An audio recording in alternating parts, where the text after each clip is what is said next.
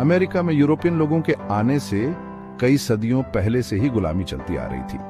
ये एक ऐसा सिस्टम था जिसमें लोगों को प्रॉपर्टी की तरह ट्रीट किया जाता था, खरीदा बेचा जाता था और बिना पैसे के काम करवाया जाता था। अफ्रीका में गुलामी अक्सर युद्ध या कर्ज की वजह से होती थी।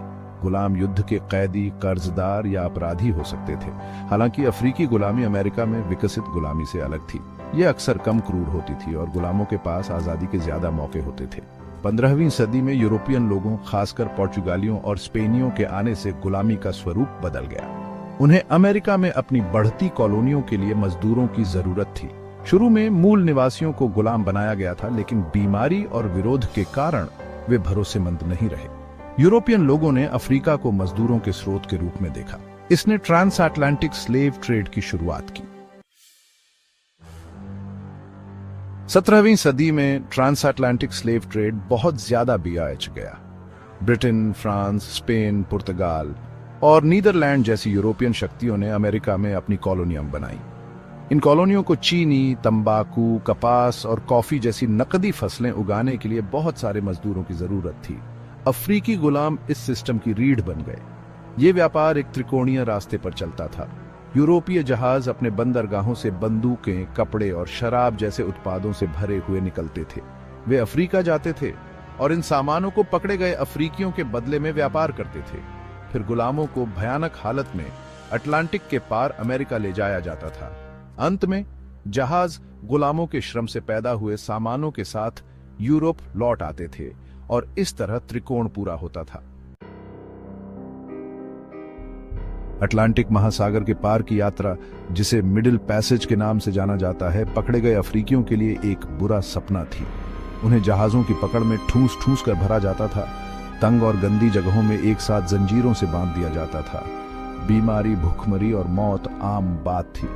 जो लोग इस यात्रा से बच जाते थे वे अक्सर सदमे में और खराब स्वास्थ्य में पहुंचते थे। अमेरिका पहुंचने पर गुलामों को सबसे ज्यादा बोली लगाने वालों को बेच दिया जाता था। परिवार अक्सर बिछड़ जाते थे और फिर कभी एक दूसरे को नहीं देख पाते थे। गुलामों को बागानों, खदानों या घरों में काम पर लगा दिया जाता था। उन्हें क्रूर व्यवहार, कठोर सजा का सामना करना पड़ता था और उनके कोई अधिकार नहीं थे। हालांकि विरोध हमेशा मौजूद रहा, जो अलग अलग तरह के विरोध से लेकर संगठित विद्रोह तक कई रूपों में होता था। 18वीं और 19वीं सदी में गुलामी का विरोध बढ़ता गया। ज्ञानोदय ने व्यक्तिगत स्वतंत्रता और मानवाधिकारों पर जोर दिया, जिससे उन्मूलन आंदोलनों को बढ़ावा मिला। अमेरिकी क्रांति ने समानता के अपने आदर्शों के साथ गुलामी की नैतिकता को और चुनौती दी। 1789 में फ्रांसीसी क्रांति ने मनुष्य के अधिकारों की घोषणा की, जिससे फ्रांसीसी उपनिवेशों में गुलाम विद्रोह हुए। 19वीं सदी के दौरान देशों ने गुलामी को खत्म करना शुरू कर दिया। ब्रिटेन ने 1807 में दास व्यापार और 1833 में अपने उपनिवेशों में गुलामी को समाप्त कर दिया। संयुक्त राज्य अमेरिका ने गृहयुद्ध के बाद 1865 में गुलामी को समाप्त कर दिया। अमेरिका में ऐसा करने वाला आखिरी देश ब्राजील था, जिसने 1888 में गुलामी को समाप्त कर दिया। गुलामी की विरासत आज भी दुनिया को आकार दे रही है।